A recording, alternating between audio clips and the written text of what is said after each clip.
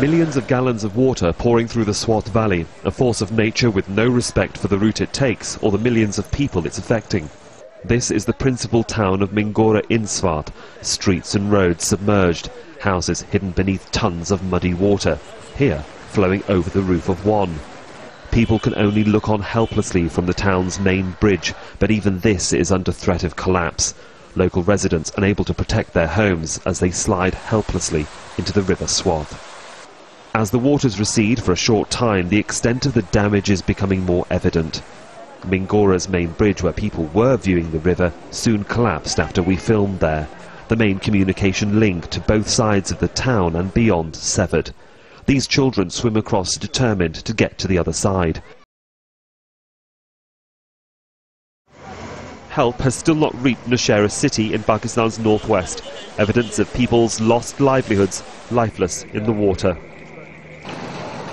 As the waters recede, many return to what is left of their homes. There's growing frustration here. No one has come here to inquire about our well-being, no official, no politicians. We hardly have any water or food left. My son drowned. The government is not taking care of us. It has not managed to find any alternative place for us to move to.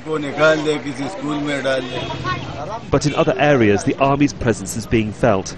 It says it lifted about 50 tons of rations to badly affected areas and that they're doing the best they can. The devastation caused by last week's floods is evident at its epicenter here in Swat. This was once a family-run car showroom and garage.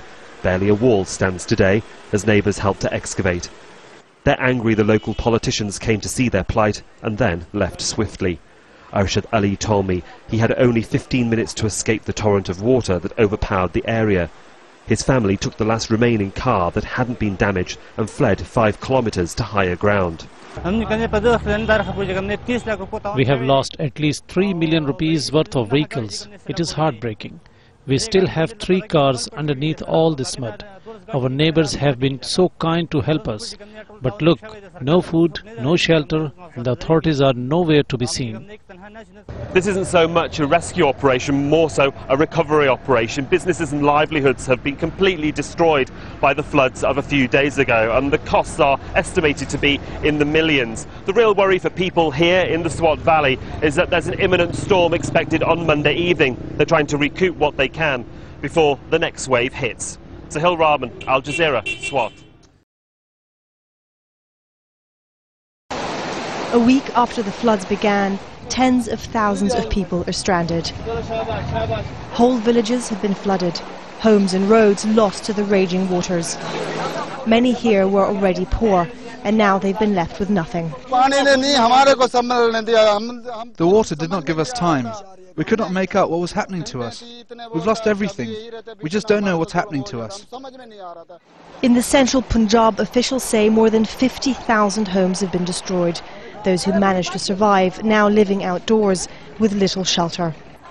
Some doctors have managed to reach the area. This school has been turned into a temporary hospital. There's a steady flow of people needing treatment. We are examining around 100 patients here every day. Around 80% of them are women and children. The World Health Organization has warned that more than 100,000 people are at risk of disease. Clean water, they say, is urgently needed. I'm actually here in Mingora. It was the first town that really started to ring the alarm bells nearly 13 days ago when this disaster began. Here is the main Mingora bridge that we can show you. It's now completely destroyed. It links both sides of the city. This city is now split in two, and it's a story that's repeated across the Swat Valley. 150 bridges, 8 main expanses completely destroyed. Now, of course, people are estimating, the UN is estimating that 14 million people have been affected. That's the combined total of the Indian Ocean tsunami of 2004, the Kashmir earthquake in the north of Pakistan in 2005, and the Haitian earthquake that we've been observing at the beginning of 2010. This is a major disaster, and mercifully the death toll is much lower for the moment. But let's bring our global viewers up to speed with some of the other developments and wrap around what's been going on. So far, no one knows the final number of those who've died in the disaster, but the official death toll now stands at 1,600. 4 million people are homeless, and that dramatic figure again, an estimated 14 million are affected according to UN figures.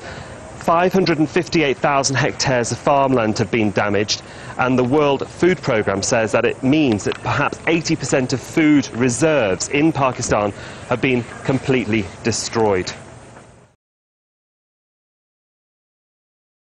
Just 28 days old, baby Arman is clinging to life.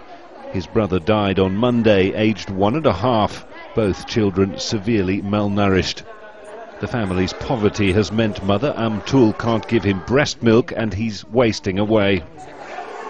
They've brought him to a local madrasa where a mobile field clinic run by the charity Merlin has set up operations for a few days. Here, their circumstances are not unique. The spread of disease after the floods is fast becoming a problem. Many of these women are either pregnant or have very young children, always the most vulnerable in any disaster.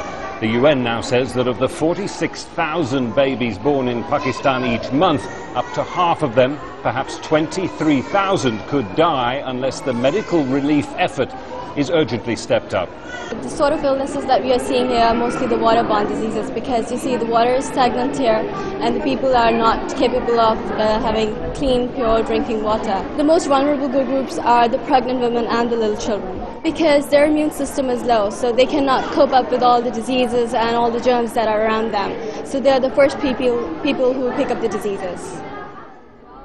The women are taught about hygiene. Childbirth in a sterile environment isn't an option for most. Diarrhea is a major concern, with dehydration a rapid killer in monsoon heat. And cholera has been confirmed in this region, raising fears of an epidemic. It's become clear that Arman will die soon without specialist care, and the doctor has decided he must go to hospital immediately. Amtul is in shock, racked with guilt at not being able to care for her babies. She says her world has fallen apart.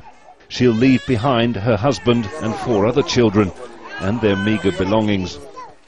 Like millions more across Pakistan, the family lost their home in the floods. They've done all they can now to save the life of their youngest child.